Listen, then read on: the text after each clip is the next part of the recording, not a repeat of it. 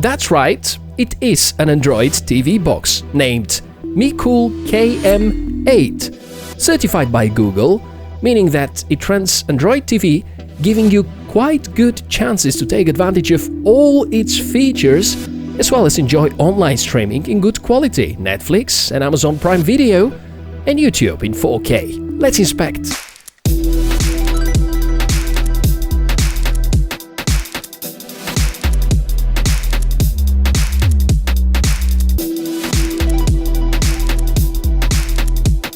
If you randomly discovered this device and you're wondering about its purpose, it will give your TV a good amount of computing power. And even if you have a smart TV, this box can be a very refreshing addition to its functionality.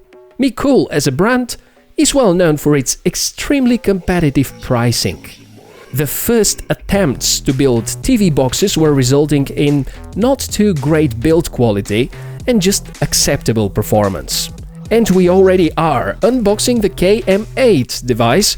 We get the standard accessories accompanying a TV box, an HDMI cable, power adapter, and a remote controller. The latter one supports voice commands, and that sounds pretty exciting.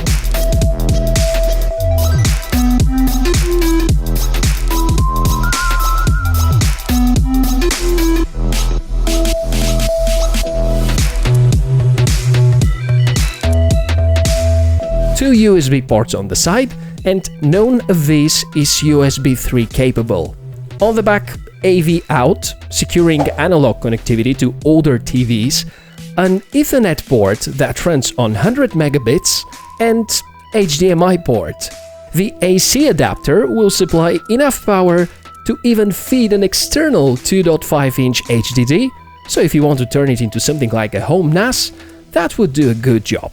As for the hardware specs, S905X CPU by AM Logic with 2 GB of RAM, 16 GB flash, and HDR10 support.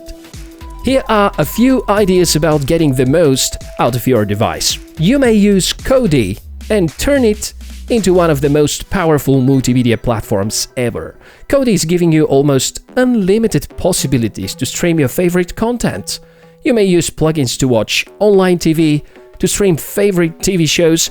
There even is a way to use the YouTube integration module. On that side, the KM8 is doing pretty good. The hardware, although rather modest, handles media playback pretty well.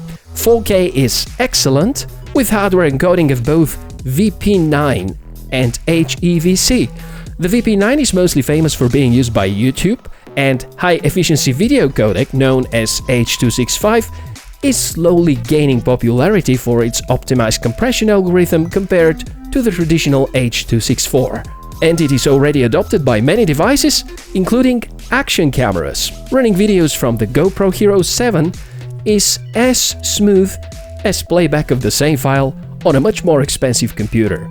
Second option is to turn the TV box into a gaming station. Keep in mind that if a device is certified as Android TV, it may have limited possibilities for installation of apps, including games, at least from Google Play Store. And here is an interesting alternative called Aptoid, allowing you to have similar to Play Store experience with much less additional services running. And through Aptoid, you may be able to install most of the favorite apps that run on your smartphone, for instance.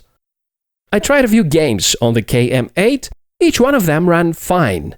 Because of the not too powerful CPU and graphics, the games were not shown with their maximum detail level, but gameplay remained snappy and there were not too many skipped frames to notice. In short, the device does pretty well when it comes to gaming.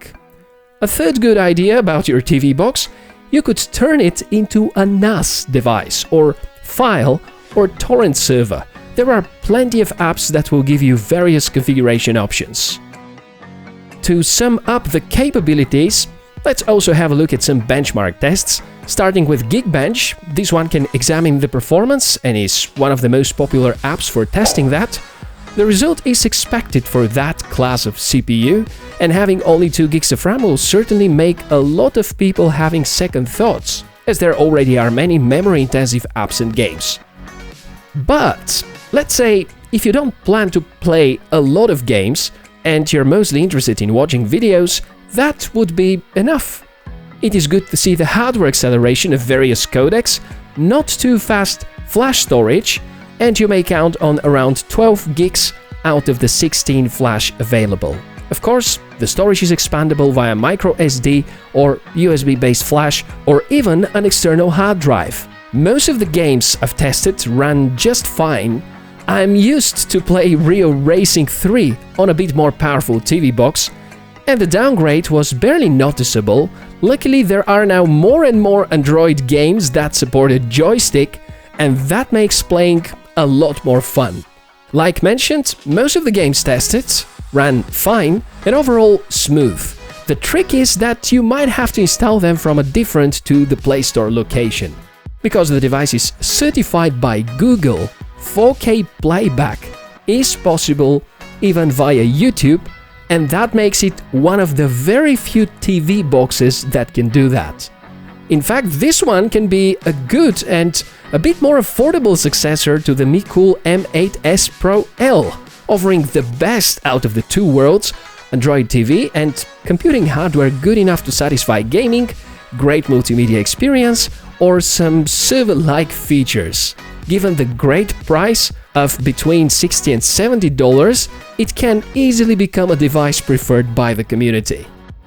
At the end, you might have some questions about the functionality, so if that's the case, let us all exchange thoughts and ideas in the comment section below the video. Should you want to support the channel, you can start by subscribing and sharing the review with your friends. Thanks a lot for watching it, and see you around!